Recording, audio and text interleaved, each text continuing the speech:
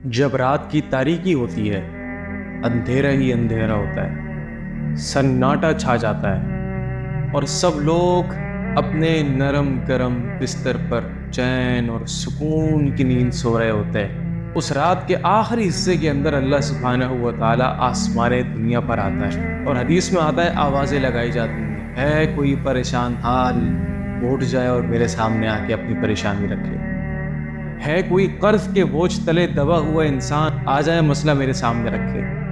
ہے کوئی انسان کہ جس نے اپنی بیٹی کی شادی کرنی ہے اور اس کے پاس کوئی اسباب نہیں ہے، اٹھ جائے میرے سامنے آ جائے، ہے کوئی ایسا انسان کہ جو اپنے کاروبار کو سنبھال کے بیٹھا ہوا ہے، اس کو سمجھ میں نہیں آ رہا کہ یہ کاروبار بند کرنا چاہیے یا اس کے اندر مزید پیسہ لگانا چاہیے،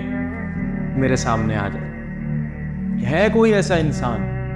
کہ جس نے اپنی ساری زندگی اپنے بچوں کے اوپر لگا دی ہے اور آج اس کے بچے نافرمان بن چکے ہیں،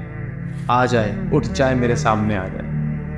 ہے کوئی ایسا انسان کہ جو لوگوں کا ستایا ہوا ہو، مظلوم ہو، ظلم کی چکی کے اندر پس رہا ہو، اٹھ جائے آ جائے میرے سامنے، الا کذا آوازیں لگائی جاتی ہیں اور پوری دنیا سو رہی ہوتی ہے اور ایک وقت آتا ہے کہ آوازیں لگنا بند ہو جاتی ہیں اور انسان کے مسئلے وہیں پر کھڑے رہتے ہیں۔